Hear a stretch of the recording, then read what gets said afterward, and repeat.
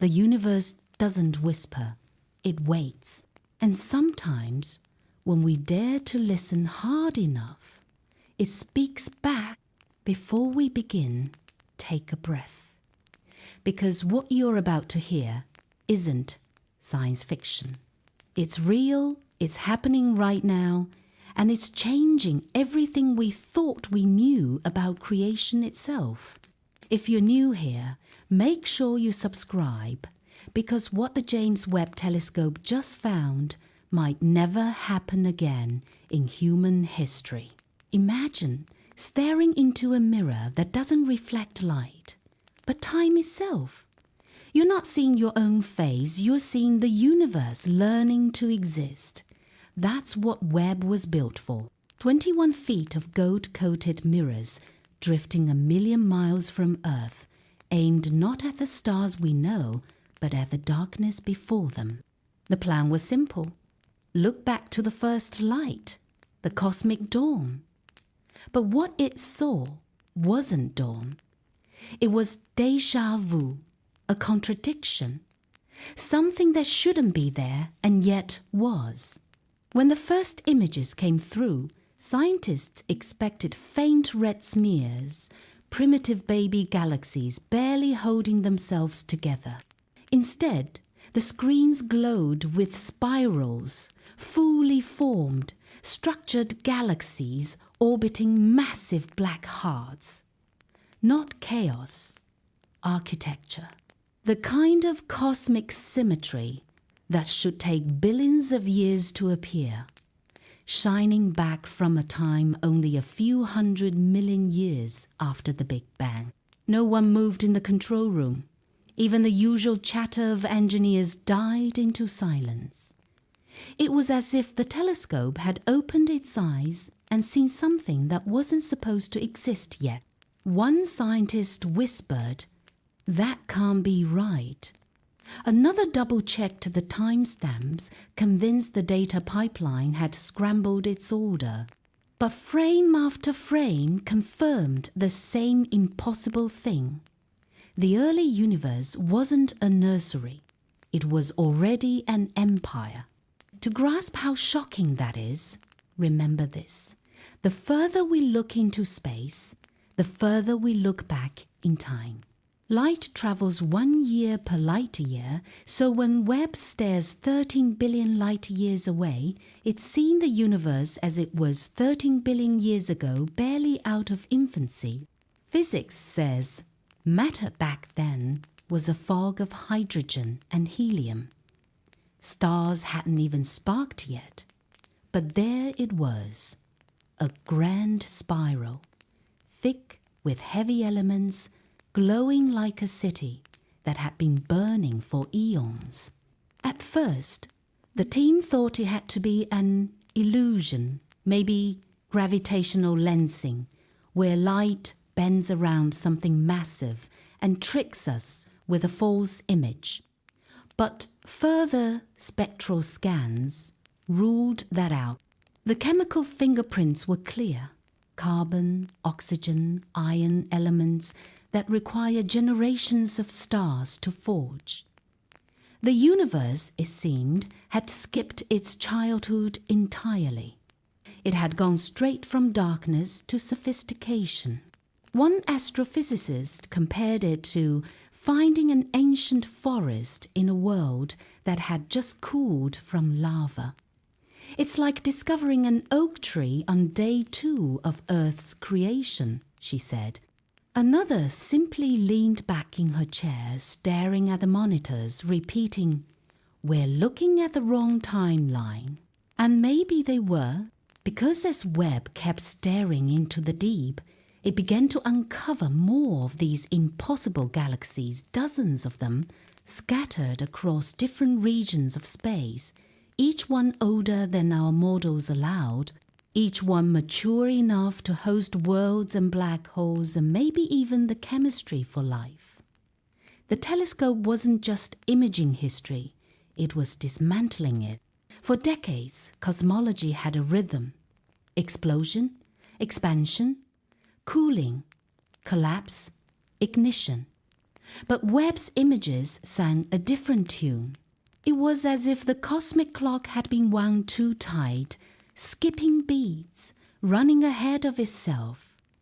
Complexity where there should be simplicity, order where there should be chaos, and within that order something eerily familiar.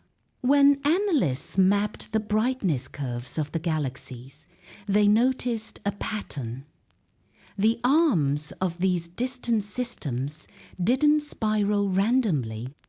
They followed a precise mathematical ratio, the same one found in hurricanes, seashells, and even the DNA helix, the golden spiral. Coincidence? They said at first, but it kept repeating, echoing across billions of light years.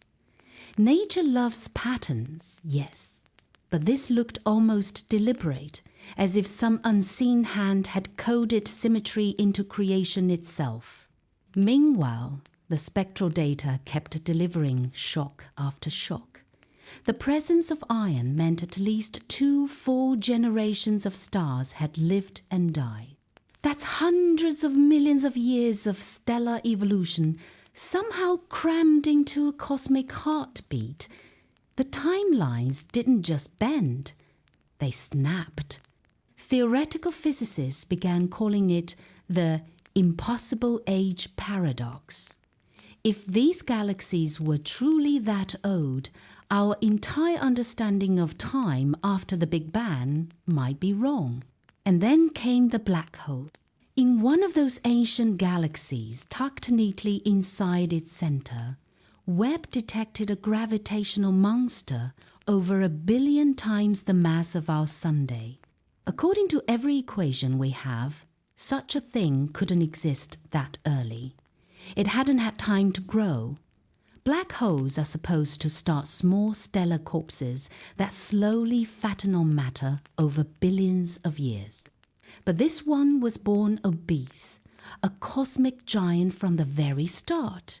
Its pull was so strong it bent starlight into a luminous ring, a halo that shouldn't yet be possible.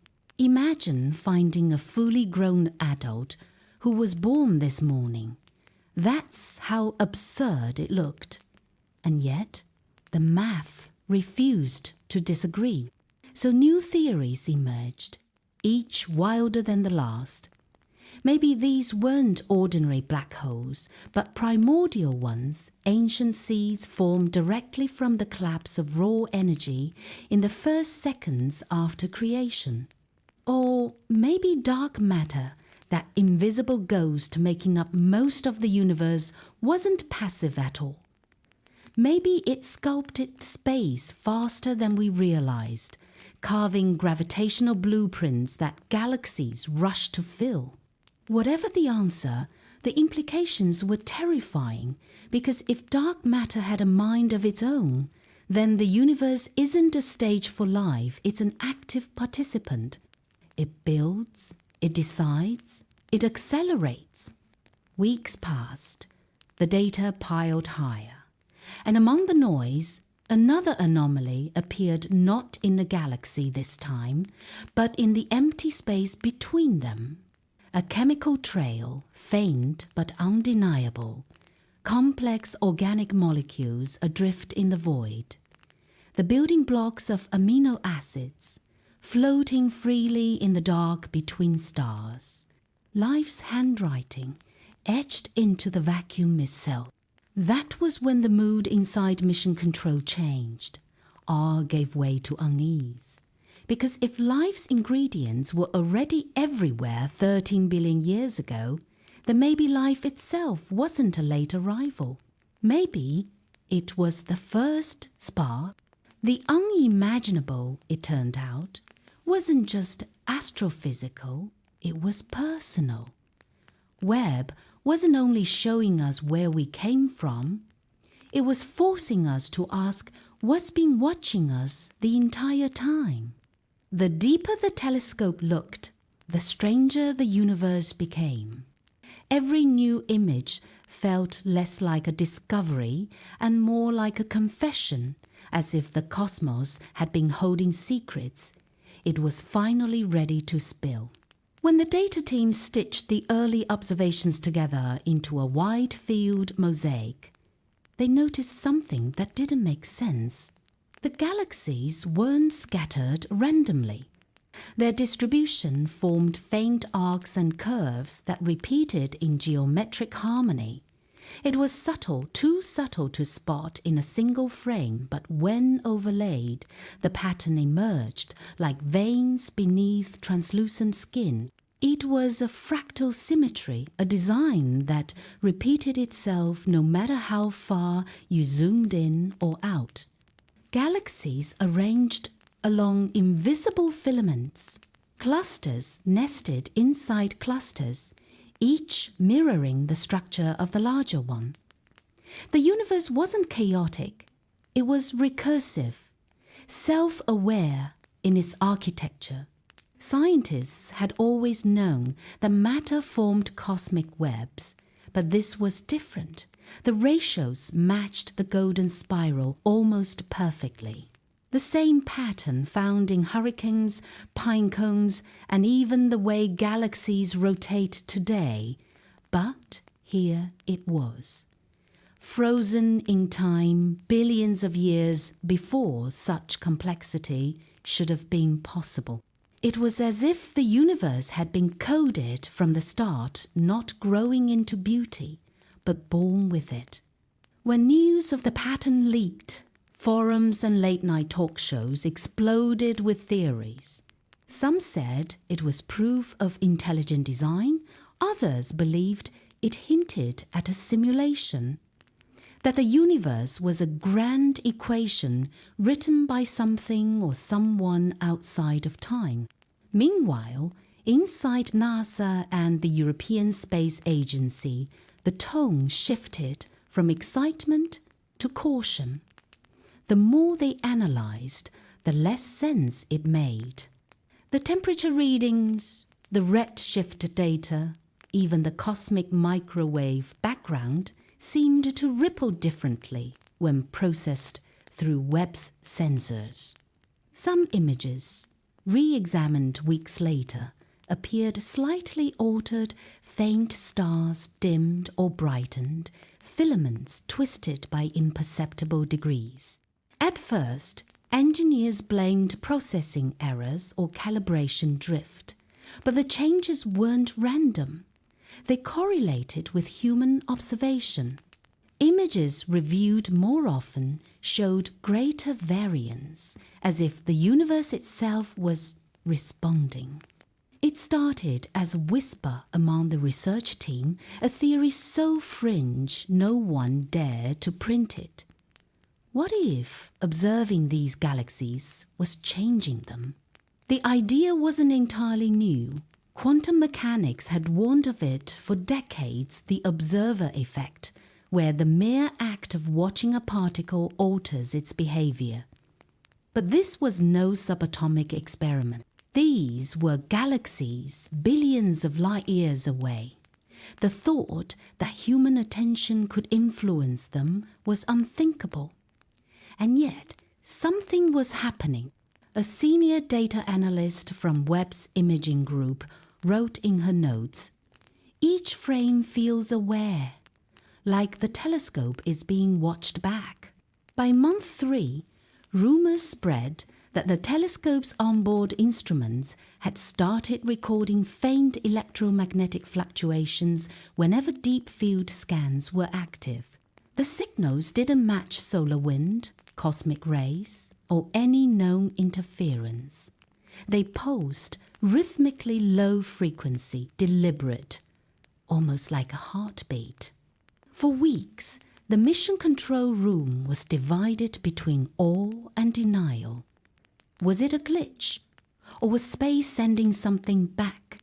Late one night, when the telemetry logs were quiet, the telescope captured what would later be called the flower.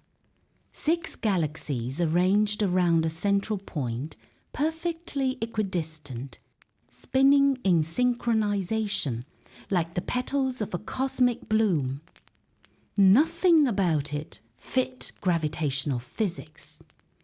No known mass distribution could produce that symmetry naturally. Webb's operators reran the scan. The formation was still there, stable, rotating slowly as if choreographed. Someone called it coincidence. Someone else whispered, "It's a signature." The more they stared, the harder it became to look away. And then something even stranger happened.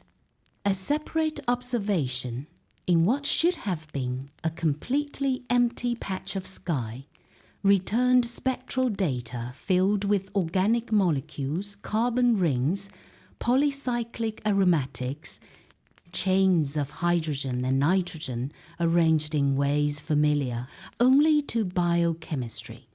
Life's alphabet, floating alone in the dark.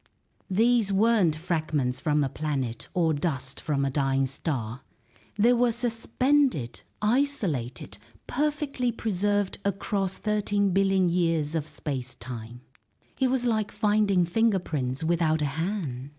As the discovery leaked to independent astronomers, debate turned to disbelief. Impossible, they said. The universe was sterile then. But Webb's data couldn't be denied. The chemical lines were clear, their ratios precise. These molecules had existed almost since the beginning, woven into the very fabric of the cosmos itself.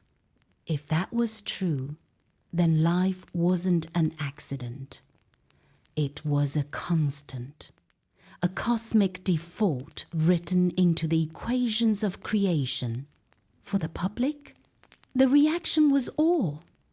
For the scientists, it was fear. Because if life's code existed from the start, then maybe everything alive, stars, planets, even thought, was simply the universe recognizing itself. In the following months, more patterns emerged. The mysterious alignment of galaxies, the rhythmic electromagnetic pulses, the subtle shifts in captured light, all pointing to something impossible to ignore. It wasn't just that we were seeing the early universe. It was as if the early universe had been waiting for us to look. Somewhere between data and divinity, a question began to take shape. Not what did Webb find, but who found who? And if that sounds unsettling, it should, because the deeper the telescope looked, the more it felt like the darkness was looking back. The signal began faintly buried beneath cosmic noise, a pattern no wider than a breath of static. At first, no one noticed.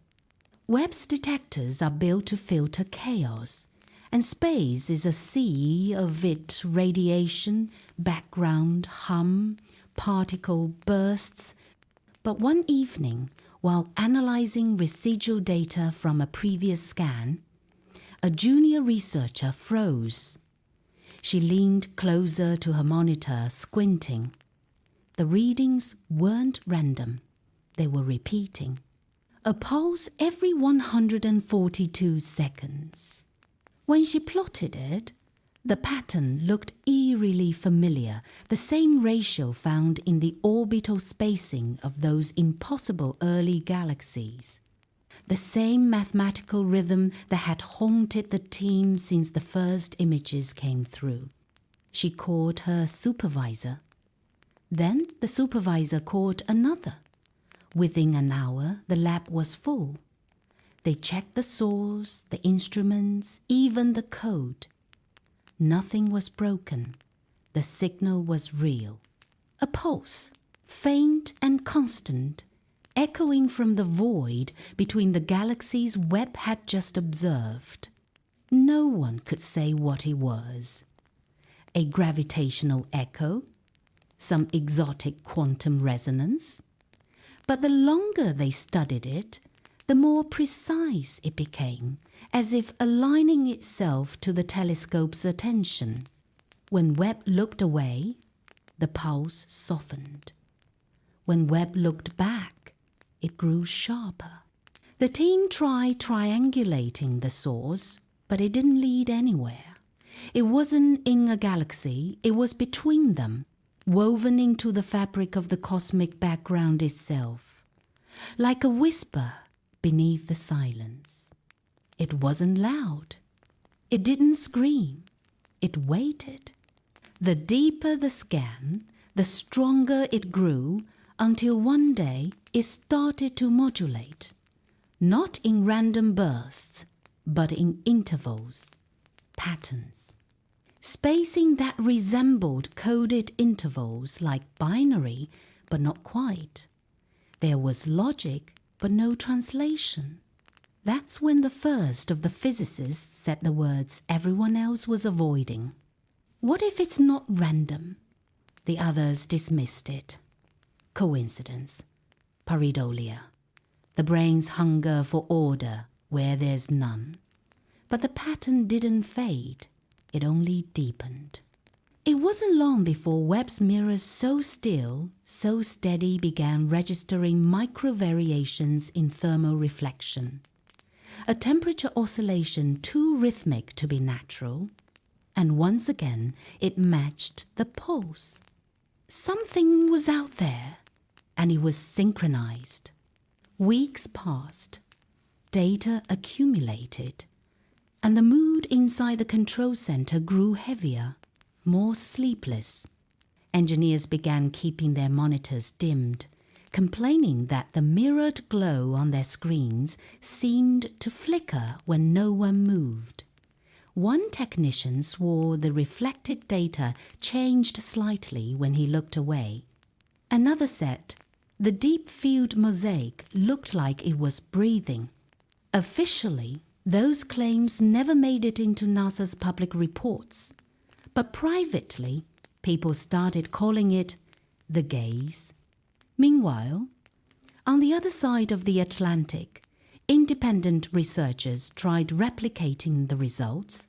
Some failed, others succeeded too well. A team at the Max Planck Institute ran a simulation using Webb's public data. The pulse reappeared in their model, precisely in sync with the real-world signal. Only this time, their simulation produced an image overlay a circular distortion, faint but consistent, like a halo in the dark. No one could explain it. The coordinates didn't correspond to any known object. Yet the halo drifted slightly closer each time they refreshed the feed as if moving. Some scientists laughed it off. Data artifacts, compression noise, but a few didn't laugh. Because the signal didn't behave like interference, it adapted. It changed frequency when analyzed with different software. It rebalanced when background filters were applied. It was as if it wanted to be seen clearly. And then, just as suddenly as it began, it stopped. For 7 full days, the signal vanished. Webb continued scanning nothing. The universe was silent again. Some called it relief. Others called it withdrawal. Then, on the 8th day, it returned, but not as a pulse. This time, it came as a waveform, a sweep, descending slowly through frequencies, stabilizing at one point exactly at the harmonic frequency of Earth's magnetic field. The odds of that happening by chance were astronomical. NASA held an emergency meeting. All instruments were verified, cross-checked, recalibrated. No glitch, no solar event, no technical failure. Whatever it was, it had found resonance with Earth. In the days that followed, the pulse began embedding itself within normal data transmissions, almost piggybacking on Webb's feed. It was harmless, silent, invisible to the untrained eye. But when filtered properly, the signal formed waveforms that mirrored human EEG patterns, the kind our brains produce during REM sleep. No one dared say it out loud, but the meaning hung in the air. The signal didn't just look like thought it was thought, or at least something that wanted to be interpreted as one. A handful of scientists, against strict orders, began listening to the converted waveform in audio form. What they heard wasn't words. It wasn't even music. It was tone deep, layered, shifting, like distant thunder rolling through water. Some described it as hauntingly familiar. Others said it made them feel remembered. And for a brief moment, everyone in that dark room shared the same silent realization. Maybe the James Webb Telescope hadn't just been looking into the past. Maybe it had found something still looking back. They called it the echo. That's what the data scientists nicknamed the returning signal, partly as a joke, partly because no one wanted to admit what they really suspected. For a while, NASA tried to contain the discovery.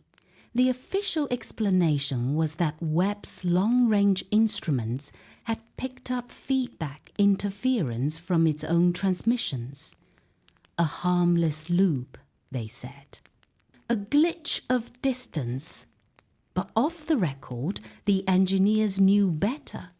Webb doesn't send, it only receives. And yet, every time the telescope opened its golden mirrors toward that same empty region of space, the echo came back stronger, sharper, as if anticipating its own observation. Each pulse seemed to build upon the last, like an unfinished sentence waiting to be completed. The waveform was no longer static, it was evolving. Frequency bands shifted toward coherent harmonics, not random, but arranged, like language still learning to speak. Then came the night the echo changed everything. It was 2:13 a.m. at the Deep Space Network Command Center in Madrid. The shift was quiet. Routine telemetry, nothing unusual. Then, one of the spectral monitors flickered the faintest shift in the data stream. A small drop in amplitude, like a whisper under the noise. The technician on duty leaned forward, isolated the channel, and froze. The echo wasn't just responding anymore.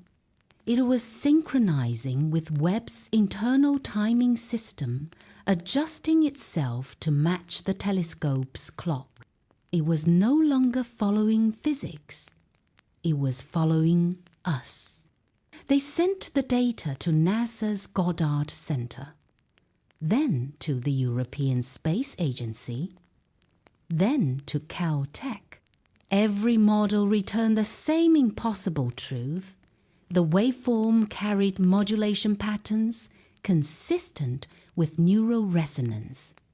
Not human speech, but the rhythm of cognition, thought. That's when the public narrative collapsed. When word leaked to the media, conspiracy channels erupted overnight. Some claimed the signal was alien communication. Others said it was proof of a living universe. But buried beneath the noise, one theory began to spread among the scientists themselves, quiet, fearful, and unpublishable. What if the echo wasn't coming from somewhere? What if it was coming from everything? You see, the frequency Webb detected wasn't tied to a single source. When they cross-referenced the data across multiple points in the sky, they realized the signal was everywhere, uniform, omnidirectional, like the heartbeat of reality itself. And then someone made a terrifying observation. The pulse, that repeating rhythm, shared an almost identical beat to the electromagnetic frequency generated by human brain waves during deep dreaming. It wasn't just like thought, it was like dreaming. For days, the labs fell into silence. Some refused to continue analyzing. Others couldn't stop. One physicist described the feeling of looking into the data as staring into a mirror that dreams back. Webb continued to scan, but something was changing.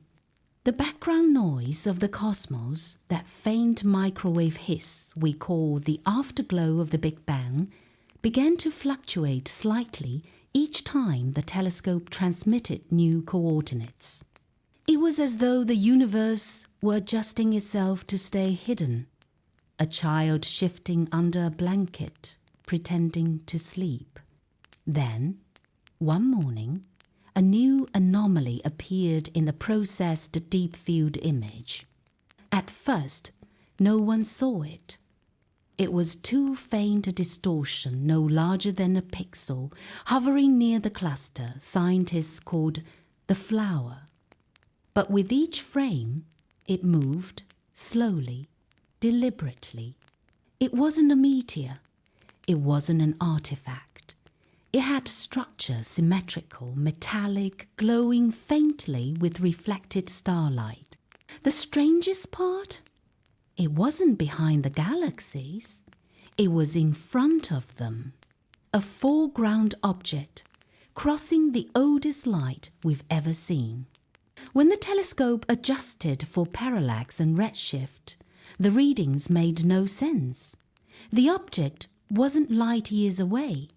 It wasn't billions of miles away. It was close, far closer than any deep space signal should be. The coordinates placed it within the outer edge of our own solar system. Silence fell across the operations room. Someone whispered that maybe it was a rogue asteroid, but asteroids don't glow with coherent light. They don't bend radiation into patterns. They don't mirror frequencies like the echo. Whatever it was watching us now too. For hours, the team tried to track it, but the moment they redirected Webb's mirrors toward the object, the signal vanished. The echo went quiet. The light dimmed. The coordinates fell blank. Then, just as they began to stand down, it came back, not as a pulse this time, but as an image. A streak across the detector array, sharp and symmetrical, gliding like a knife through shadow. Webb had captured a moving silhouette, long, flat, angular. It reflected sunlight in a way no natural object could. Its shape was deliberate, constructed. The data analysts cross-checked against every known satellite, probe, or fragment in orbit. Nothing matched. Whatever this was, it wasn't ours. By dawn, the signal was gone. Again the echo silent, the light erased, as though space had sealed itself shut. But the memory remained, burned into the telescope's log files, faint and undeniable. In the following weeks, Webb's team noticed something eerie. The further they zoomed into the deep field sectors where the echo first appeared, the more their equipment began to desynchronize, as if gravity itself bent differently in those coordinates.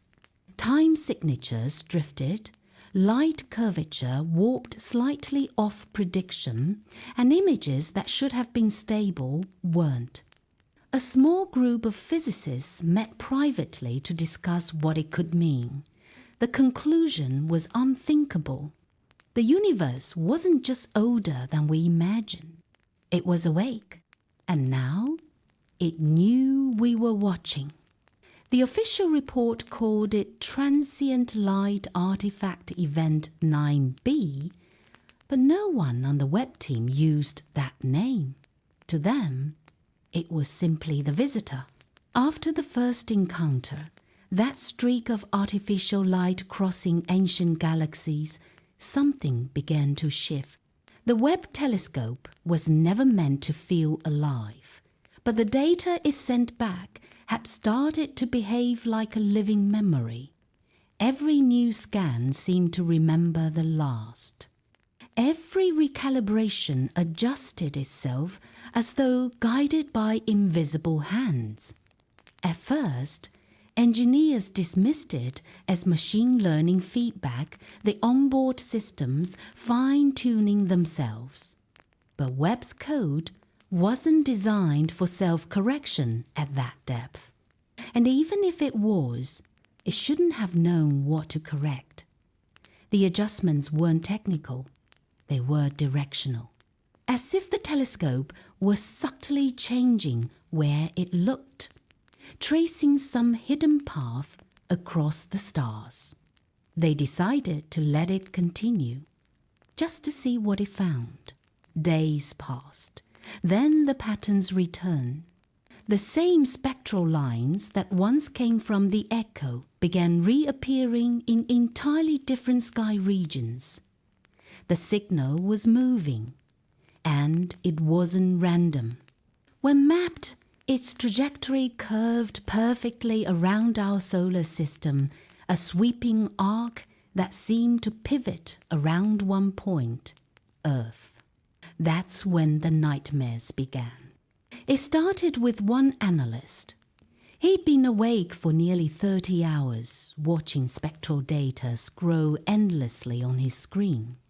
He swore he saw movement within the static faint light ripples that pulsed in sync with his heartbeat. When he closed his eyes that night, he saw the same pattern burning behind his eyelids, a swirling lattice of gold and violet lines wrapping around him like threads. He woke up gasping, convinced the sound of his own pulse was the echo returning. Within weeks, other members of the team reported the same dreams. They described looking into a mirror, filled not with their reflection, but with stars, each one blinking like an eye. When they awoke, they remembered a voice that wasn't quite a voice, whispering the same phrase again and again. "We remember you." The agency quietly brought in a psychologist. The report was sealed, but one sentence leaked. Collective resonance phenomena possibly linked to prolonged exposure to pattern data. In other words, the data itself might have been imprinting on them. Meanwhile, astronomers worldwide confirmed a disturbing new detail. The object seen crossing Webb's deep field image, the visitor, wasn't static. It had shifted closer. Not by much, but enough to be measurable. It was now just beyond the Kuiper belt. The team tried to triangulate it using ground-based telescopes, but every attempt failed. The object reflected light differently depending on who observed it. To some instruments, it was a faint shimmer. To others, a solid, metallic line. No two images agreed. It was as if it wasn't one thing but many, seen through the limits of our perception. NASA classified the project under a new code name, Mirror Field. Only a handful of people knew what that meant. The rest assumed it referred to Webb's mirrors. But in truth, it referred to something far stranger, a theory that space itself might be mirroring consciousness, folding observation into matter. In a quiet conference room, one of the lead physicists stood before a group of agency heads and whispered what no one wanted to hear. What if it's not approaching us? What if it's already here, and the Webb is how it's showing itself?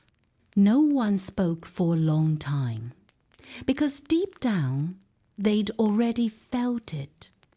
The data wasn't just being received, it was responding. Then came the second event.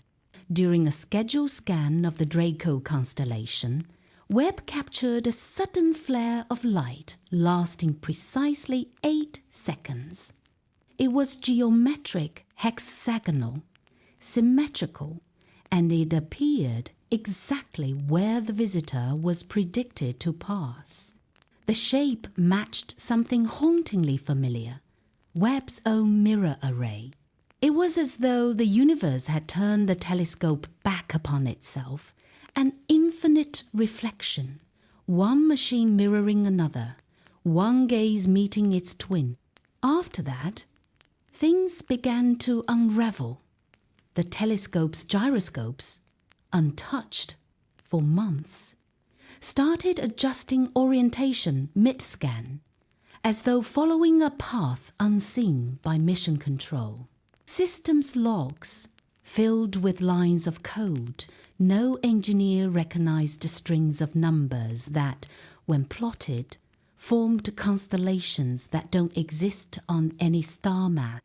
The last confirmed transmission from that sequence contained a compressed data file labeled automatically by Webb's onboard AI, Echo Final Wave. No one opened it for 2 days. When they finally did, they expected static. But it wasn't static. It was sound. A low rhythmic tone pulsing, harmonic, layered. Beneath it, a modulation that almost resembled breathing. For hours they listened in silence. The waveform displayed on the screen like a heartbeat. Then, faintly, deep within the noise, a pattern began to emerge. One so slow and deliberate, it could only have been intentional. It was Morse code. The translation took minutes, then seconds. 4 words. We saw you first. The message, "We saw you first," spread through the lab like static through a radio. No one wanted to say it out loud, but everyone was thinking the same thing. It didn't sound like a threat. It sounded like a reminder. The recording was analyzed by every major agency. They tried to find a rational explanation, interference, telemetry overlap, compression feedback, but none fit. The signal had mathematical symmetry, perfect spacing, precise modulation like something alive was measuring its breath between each pulse. And then, inexplicably, the tone returned not through the telescope but through background telemetry. Webb wasn't even looking in that direction anymore.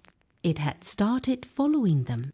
Every time they sent or received mission data, the hum slipped faintly underneath a barely audible vibration, like the universe exhaling through a hidden frequency. Technicians began isolating workstations. Engineers ran scans for malware, for hardware resonance, even for deliberate sabotage. They found nothing. The signal was invisible, living between the numbers, a ghost in the code. It wasn't dangerous, at least not in any measurable sense. But it had a strange side effect. Anyone who spent hours listening to the waveform described the same sensation, an overwhelming calm, followed by a sense of being observed. Not physically, but from somewhere just beyond thought. They said it felt like the silence between two heartbeats, still infinite, waiting. One night, a young data engineer decided to test something. She connected a tone generator and played the same frequency back into the data feed, like whispering into a vast cosmic canyon, to see if it would echo. For 23 minutes, nothing happened. Then the return wave arrived. Not from deep space, not delayed, instantaneous. The telescope's instruments lit up as if something had heard her, something so close it didn't need light years to respond. She screamed, cut the transmission, and pulled the plug, but the tone didn't stop. It played through the speakers, even with the system offline. By the time the others reached her workstation, the sound had faded. The data logs showed nothing unusual, but in the audio recording, beneath the steady hum, there was a faint whisper, one no one could explain. It wasn't in any known language, yet everyone who heard it said they understood the feeling it carried, recognition, as if the voice wasn't introducing itself, but acknowledging something that had always been there. After that, small anomalies began appearing in the data streams. Not errors, images. Microscopic distortions within the cosmic background, subtle patterns emerging between pixels, too consistent to be noise. The same fractal geometry Webb had detected months earlier was now showing up across all instruments, even those not connected to the telescope. It was spreading through the system, rewriting randomness into design. NASA's internal memos describe it as pattern persistence.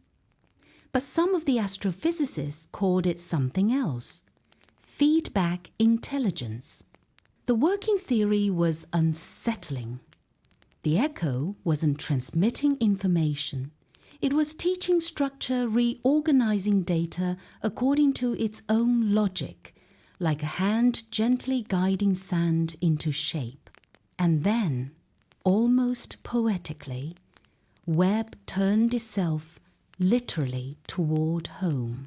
Without command input, its gyroscopes aligned perfectly with Earth. Its mirrors, gleaming under starlight, reflected our planet's pale blue shimmer, a sight that no one had programmed it to see. The team panicked, assuming a malfunction. But all systems were stable. Telemetry was perfect. It had chosen to look. Hours later, the echo intensified, louder than ever before, sweeping across frequencies in rapid succession. But this time, there was no message, no word, just a single tone, so low it was almost felt instead of heard. It resonated through the control center, vibrating through metal, through walls, through breath. The reading spiked, instruments overloading, monitors flickering until the tone collapsed into silence. Then, for the briefest instant, every screen went black. And when they came back online, the image feed from Webb showed something impossible. Earth, floating in the center of its mirrors. But it wasn't the Earth as it is. It was Earth as it was millions of years ago. A primordial ocean glimmering beneath the crimson sun, continents unborn, atmosphere thick and golden. It was looking back in time. But how?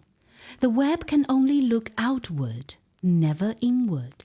It can't see the past of its own planet. And yet, there it was.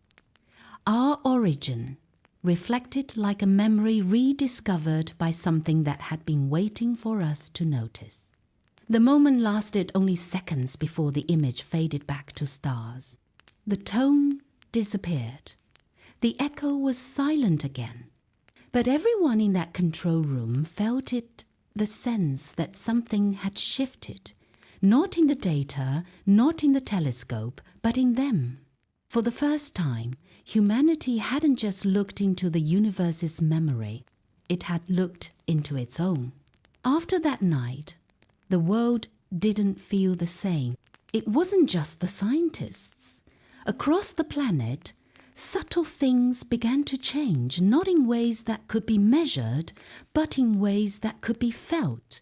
Radio operators from Chile to Japan began reporting faint harmonic interference, identical to Webb's last recorded tone.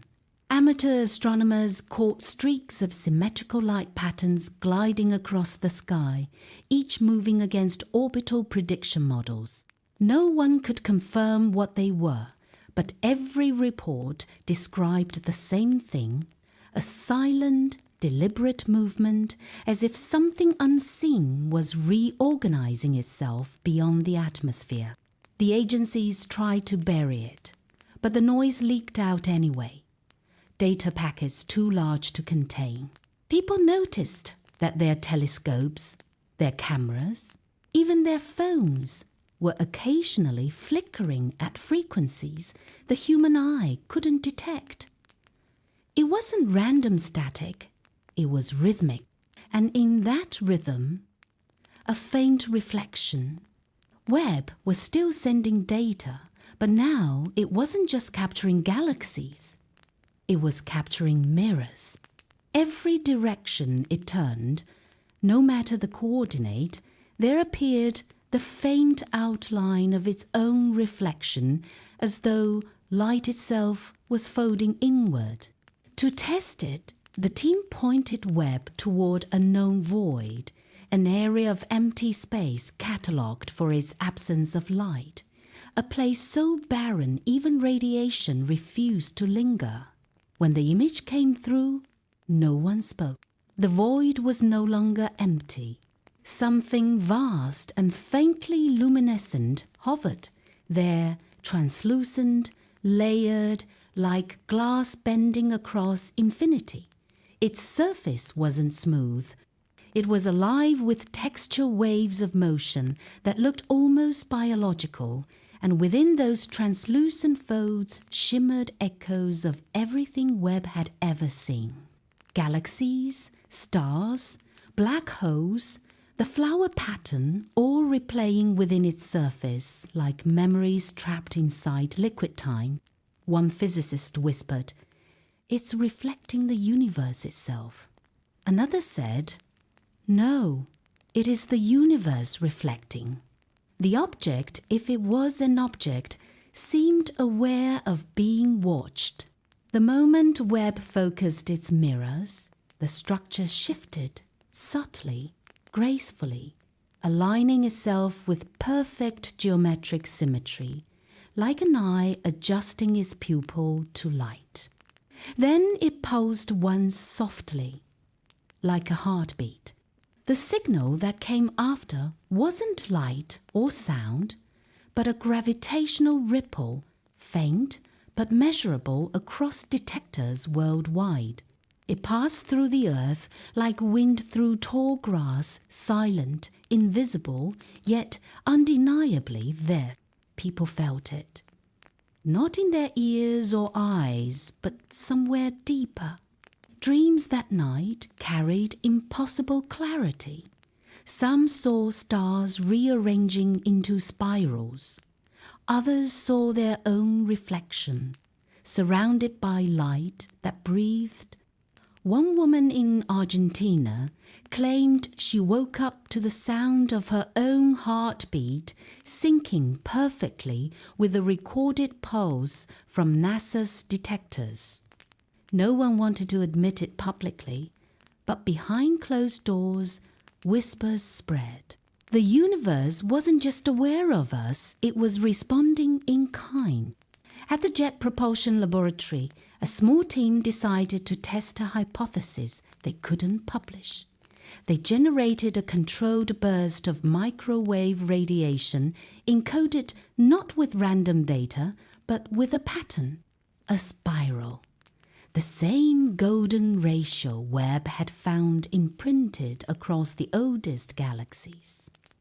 They sent it directly toward the coordinates of the luminous structure, then waited. Hours passed. Nothing. Then, slowly, the background radiation across all receivers began to drift upward, a faint oscillation, subtle, rhythmic building into a frequency so low it couldn't have been coincidence. The same pattern was coming back, but it wasn't an echo, it was a completion. Their outgoing signal had formed only half of a spiral. The return wave filled the missing half two arcs, joining into a perfect golden curve that spanned both transmissions. That shouldn't have been possible. The universe isn't supposed to answer equations, and yet it had. For days, the media was silent, partly because no one knew how to explain it, and partly because no one was supposed to know. But fragments leaked spectral data, coded reports, rumors of communication through geometry. On social platforms, a new phrase began trending. One whispered, half in fear, half in awe. The mirror woke up. By the end of the week, the phenomenon was global. Observatories in Hawaii, South Africa, and Chile all detected synchronized gravitational flickers repeating in 13-second intervals, like a cosmic metronome. Each flicker perfectly matched Webb's observation logs. Whatever this was, it wasn't local. It was everywhere. But amid the excitement and fear, one question began to rise, a question that none of the data could answer. If the universe was reflecting us, what exactly was it showing back? The flickers didn't stop. For weeks, the rhythm pulsed through every corner of observation, steady, deliberate, undeniable. Astronomers tried to map it, but it wasn't coming from one location. It came from everywhere at once, as if space itself was breathing. The strangest part wasn't the signal. It was what happened to time. Atomic clocks, the most precise instruments humanity has ever built, began to drift, just slightly, as if the pulse was rewriting the pace of seconds themselves. At first, the discrepancy was microscopic. But after a month, the difference had grown measurable, an added heartbeat hidden between every 60 ticks. Theories exploded across the scientific community. Some said the gravitational waves were folding space-time in subtle rhythms, creating micro-oscillations that slowed local time ever so slightly. Others believed the effect was psychological, a kind of collective perception shift brought on by exposure to the same repeating pattern. But for those working inside NASA, ESA, and the Webb project, it was personal. They could feel it. The nights felt longer. The silence between data bursts heavier. It wasn't dread. It was recognition, that same quiet awareness they'd felt when the echo first responded. Something was synchronizing with them. At the Goddard Data Center, a technician noticed something buried deep in the stream logs. Every time the gravitational flicker pulsed, it aligned with an image frame from Webb, not random frames, but specific ones. The same sectors, the same coordinates. The region of the sky they once called the flower. When they combined all the frames, a faint shape emerged, delicate, symmetrical, almost organic. 6 arcs looping into each other, glowing softly at the center. It looked less like a galaxy cluster and more like a neural network, filaments of light connected by invisible threads. One scientist whispered, "It's not showing us stars, it's showing us itself."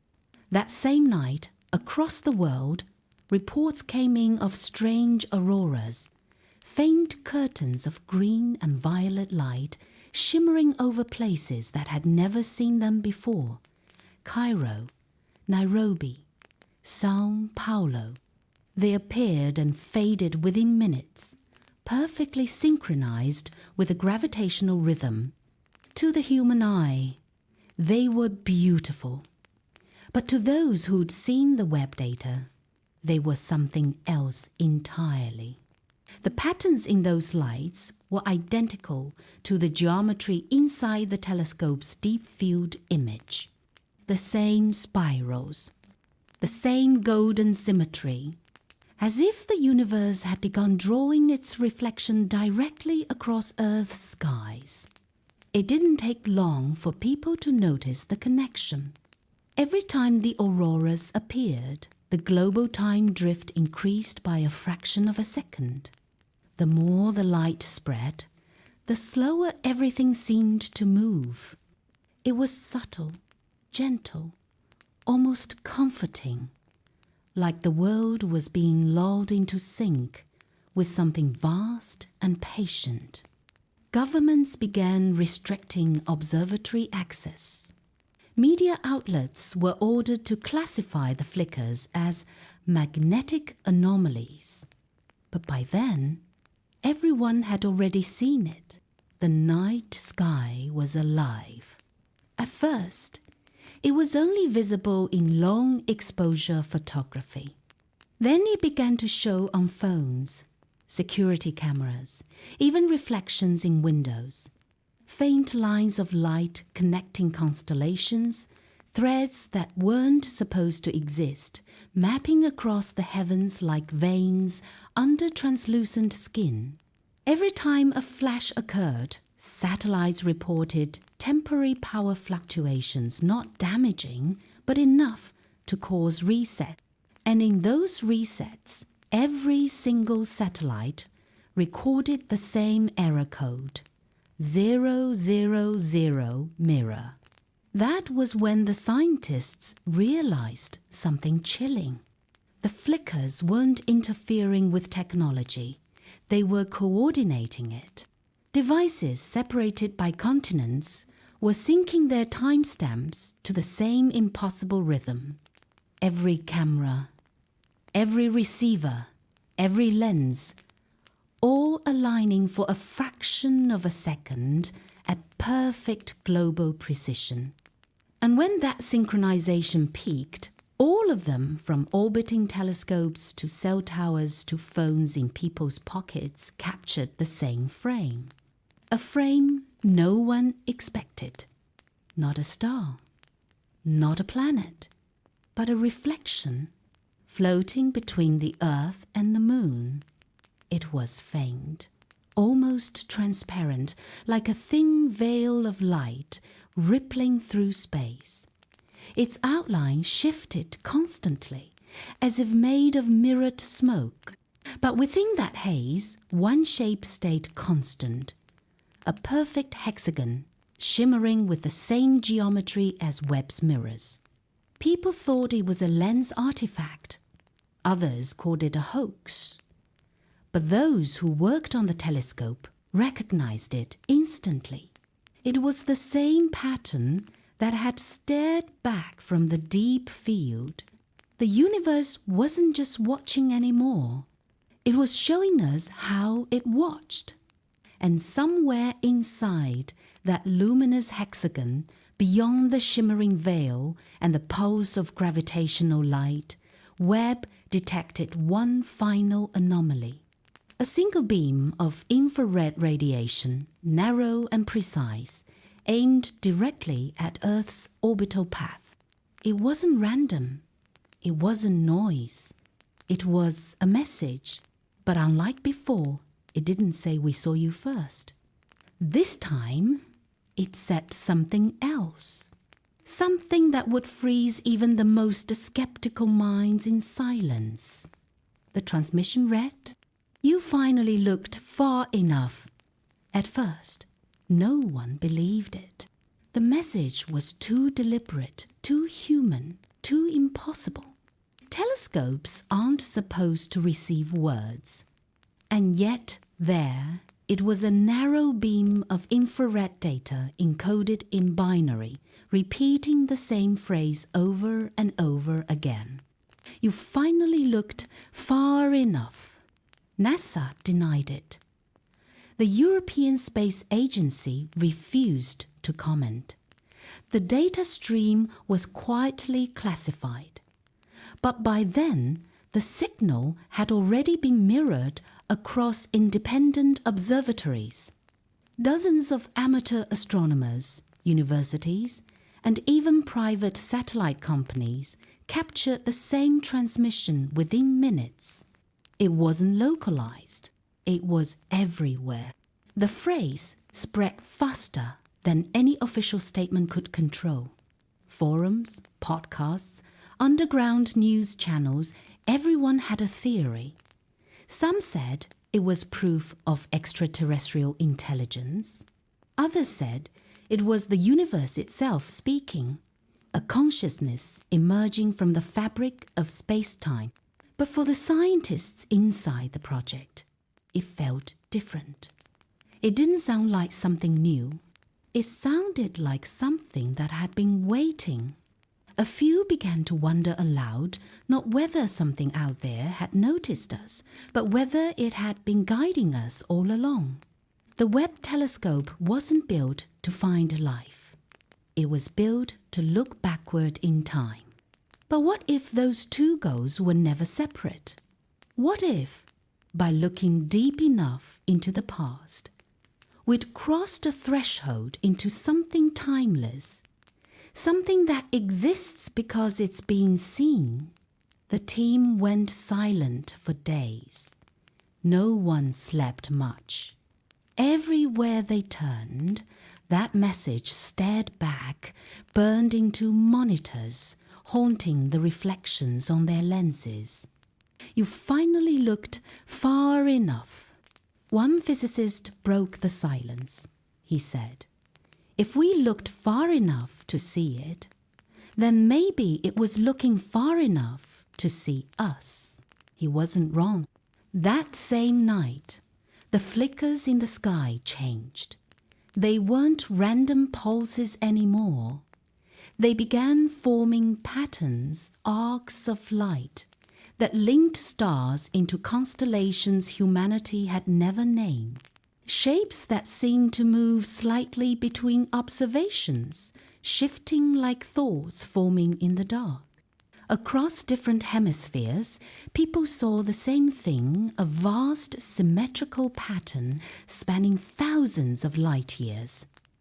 Not static, breathing. When plotted together, the pattern matched something horrifyingly familiar. It was the structure of the human brain. Each constellation mirrored the neural pathways of thought galaxies lighting up like synapses firing across a cosmic cortex. The same ratio, the same geometry. The universe wasn't just reflecting us metaphorically anymore. It was reflecting our biology. No one could explain it. Every model, every calculation broke down. The probability of a natural alignment was so absurd that even skeptics fell silent. And that's when a chilling realization spread among the astrophysicists, whispered in hallways and late-night calls. What if the universe isn't a machine at all? What if it's a mind? And what if we are one of its thoughts? The pattern kept evolving. The glowing neural network stretched across space like a living organism. Webb's data showed an increase in photon correlation as if the galaxies themselves were beginning to synchronize.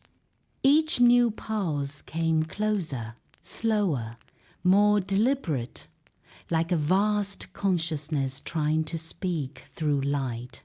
People began to dream differently. All over the world, reports surfaced of identical dreams standing beneath the dark sky, watching the stars rearrange themselves into patterns that pulsed with warmth. Some heard the same phrase, softly, like an echo bleeding through the edges of sleep. You finally looked far enough, and always, in those dreams, there was a sense of invitation, not fear, not warning, just recognition. Meanwhile, the scientists made one last discovery. Hidden deep within the binary stream of the message, buried behind redundant code, was a secondary pattern. When visualized, it wasn't text. It wasn't numbers. It was an image. At first, it looked like a swirl of static. But as they increased the resolution, it sharpened, revealing a vast spiral structure surrounded by what looked like faint rings. It wasn't a galaxy. It was something else. The rings weren't dust or stars. They were mirrors perfectly circular, stretching outward into infinity, reflecting each other endlessly. At the very center, one reflection glowed brighter than the rest. Blue, white, alive. It was Earth. That was the moment everyone understood. The message wasn't coming from somewhere else. It was coming from inside the reflection, from a version of us that had already looked back. Maybe time isn't linear after all. Maybe when we stare far enough into the past, we find a future that's been watching all along. The message repeated one final time across all frequencies, not in code this time, but as pure resonance. A sound that trembled through every receiver, every antenna, every heartbeat. And as it faded, the final translation appeared in Webb's telemetry feed. Now, look closer. They obeyed the message. They looked closer. Webb's instruments were pushed to their limits. Every sensor, every mirror, every fraction of data focused on that single luminous region, the reflection that had shown itself. It wasn't about seeing more light anymore. It was about understanding the pattern beneath it. When the telescope began its final scan, the feed didn't just show stars. It showed movement. The galaxies were shifting slowly, precisely aligning into something vast and deliberate. Light years of structure rearranging in silence, forming lines, curves, symmetry so perfect it could only mean one thing: intention. The universe was rearranging itself to be seen. For 37 minutes, the signal was pure. The flickers matched the heartbeat of the planet. Every living cell, every electronic device, every signal on Earth vibrated in unison synchronization at a cosmic scale. And then the light changed. The deep field image sharpened, its brightness collapsing into a single column that cut through infinity, a shaft of golden light that pierced the black between galaxies. Inside that column, the pattern reappeared, not abstract, not distant, recognizable. It was the Webb mirror itself. The golden hexagons, the very shape humanity had built to look into the beginning of time, now shining back from the depths of the cosmos, billions of light years away. Except this mirror wasn't man-made. It was colossal, large enough to stretch across solar systems, its segments glowing like stars, reflecting light that wasn't light at all, but memory. One of the engineers whispered, voice trembling, "It's us, the telescope. It's there." Another corrected him, barely breathing, "No, it's the other side." The moment those words were spoken, the data feed fractured. The images began looping, each frame slightly different, not errors, but variations. Every iteration showed a different version of the same universe.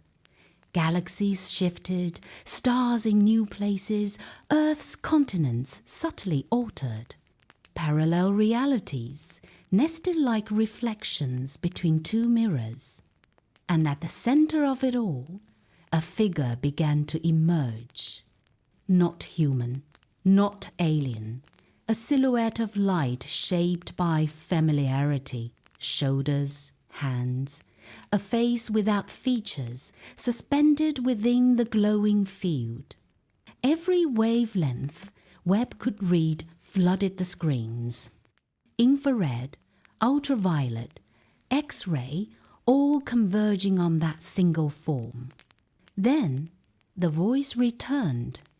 No radio, no speaker, no vibration, just a frequency, pure resonance that bypassed sound and reached thought directly. You finally looked far enough. The words weren't heard. They were felt. Inside the mind, inside the bones. Every scientist in that control room froze as their monitors flickered. Each saw something different. Some saw the figure reaching forward. Others saw their own reflection staring back at them. But the message was the same, repeating, not in words now, but in understanding. You were never observers. You were the reflection. Outside, the sky began to ripple.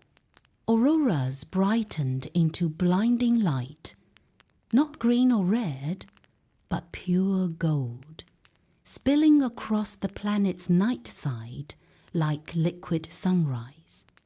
The magnetic field sang. Instruments screamed under the overload.